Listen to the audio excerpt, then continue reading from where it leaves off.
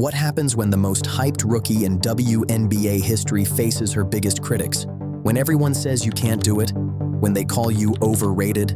When they're just waiting for you to fail?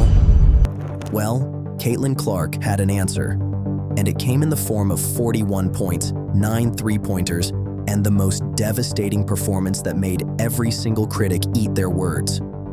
Let's rewind to where it all started. Caitlin Clark wasn't just good in college, she was phenomenal.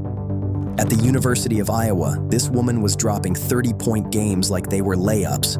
We're talking about someone who averaged over 28 points per game in her senior season, broke multiple NCAA scoring records, could shoot from literally anywhere on the court, and had range that made Steph Curry jealous. But here's the thing about college success. It doesn't always translate to the pros. The WNBA is faster, stronger, and more competitive than anything these college players have ever faced. And Caitlin's critics? They were loud about this. The questions started flying. Can she handle the physical play? Will her shot work against elite defenders? Is she ready for the mental pressure? Little did they know, they were about to get their answers in the most spectacular way possible. Before we get to the main event, we need to understand just how many people were betting against Caitlin Clark. And I'm not talking about random internet trolls. I'm talking about respected analysts, former players, and even some current WNBA stars. Critics argued that the Big Ten wasn't the WNBA. They said her incredible college stats were inflated because she wasn't facing elite defenders every single night. Wait until she plays against Diana Taurasi, they said. Wait until she faces A'ja Wilson, they warned. College basketball and professional basketball are two different animals. In the WNBA, players are stronger, faster, and more experienced. Critics wondered if Clark's smaller frame could handle the contact and physicality night after night. Being the most hyped rookie in WNBA history comes with massive pressure. Critics questioned whether a 22-year-old could handle the mental side of professional basketball while dealing with media attention, travel, and the grind of a long season. Some veterans whispered about Clark's style of play. They questioned whether someone who was used to being the star could adapt to being part of a team system. "She needs to learn to pass first," became a common refrain. But the most brutal criticism came from an unexpected source, some of her own future teammates and opponents who felt the media hype was overblown. Social media was ruthless. Sports talk shows were skeptical. Even some Iowa fans wondered if their beloved star was ready for the jump.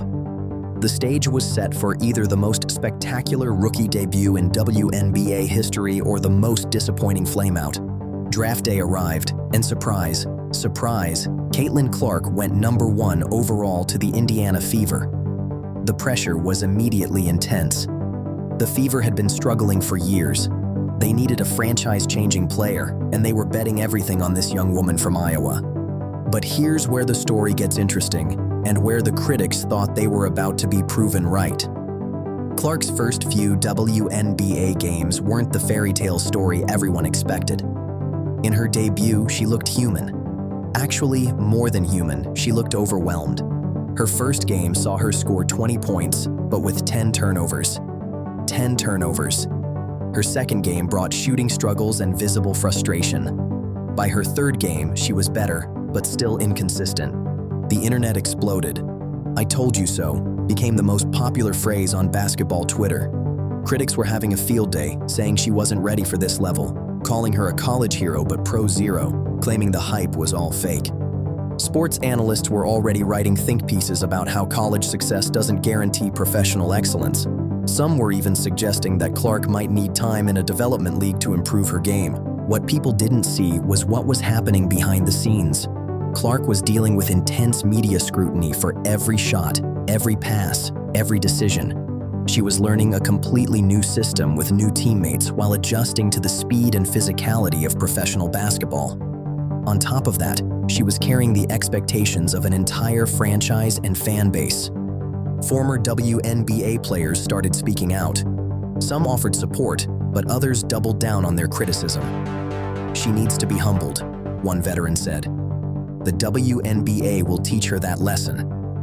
Making things worse, the Indiana Fever as a team were struggling.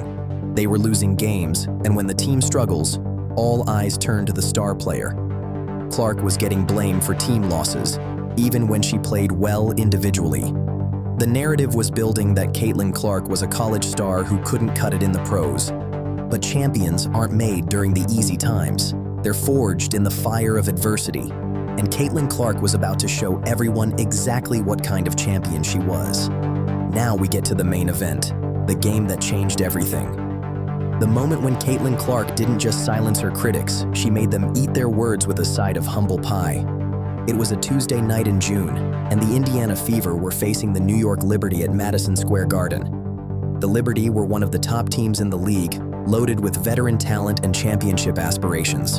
For Clark and the struggling Fever, this looked like another potential blowout loss. The pre-game chatter was typical. Analysts were still questioning Clark's ability to perform against elite competition. Liberty players were confident, maybe even a little dismissive. The crowd was ready to see if this hyped rookie could actually deliver on the biggest stage in women's basketball. But something was different about Caitlin Clark that night. You could see it in her warm-up routine, the focus in her eyes, the way she carried herself.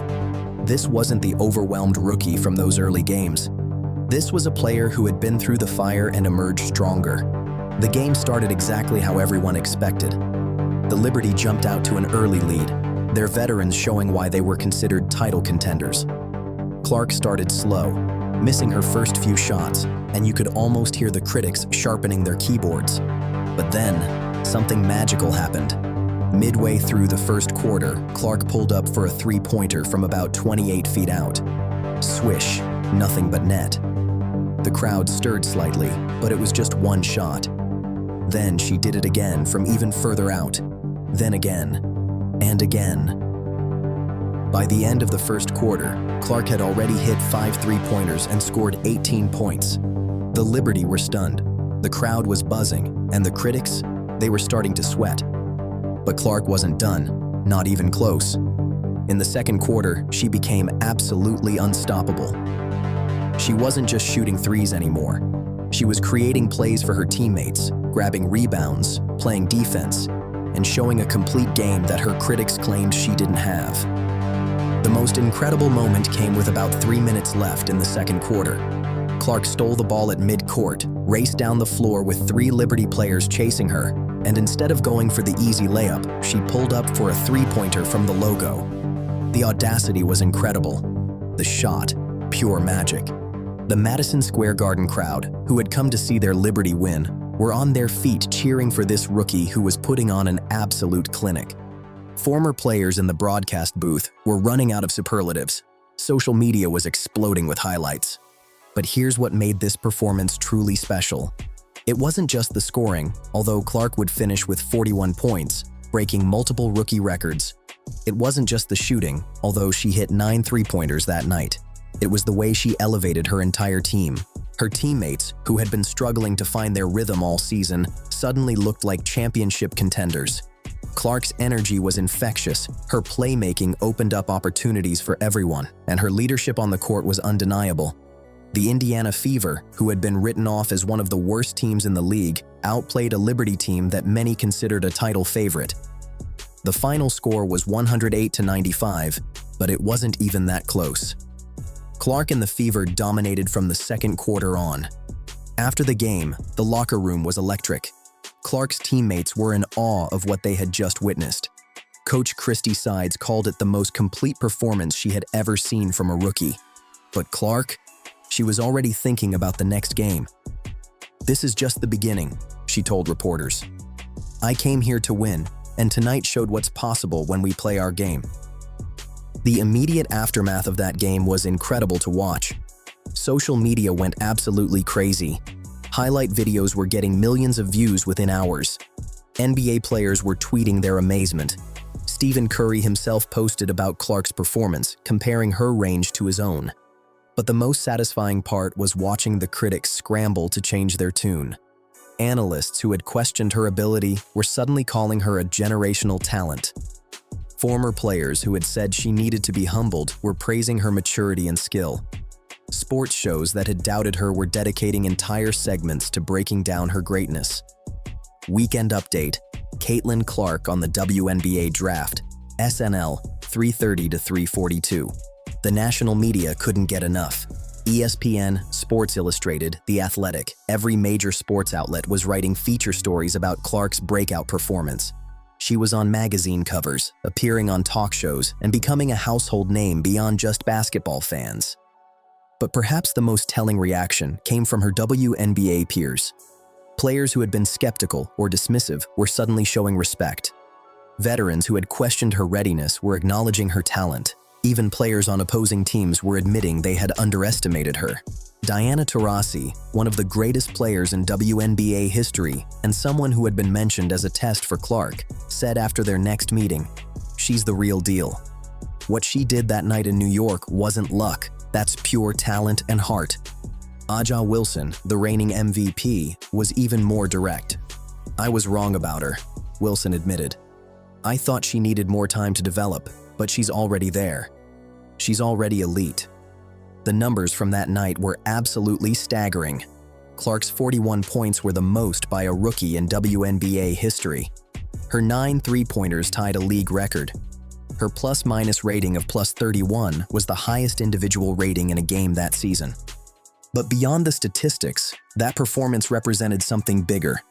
It was the moment when Caitlin Clark officially announced herself as not just a WNBA player, but a WNBA star.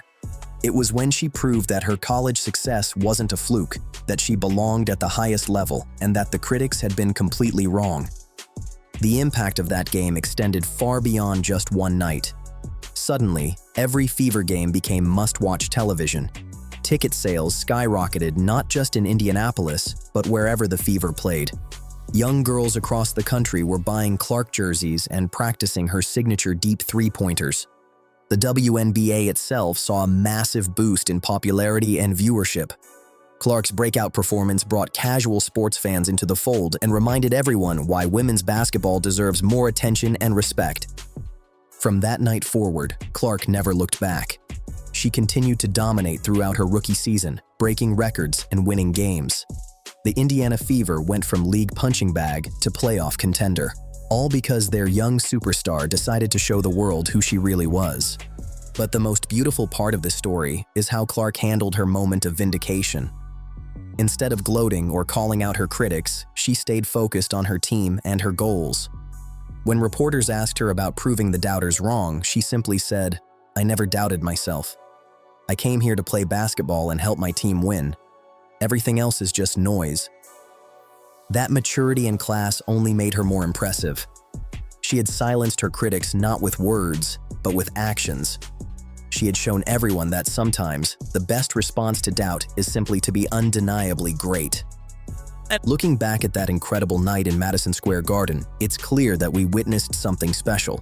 We saw the exact moment when a good player became great, when potential became reality, and when critics became believers. What did you think of Caitlin Clark's incredible rookie season? Let me know in the comments below, and don't forget to subscribe for more amazing basketball stories like this one.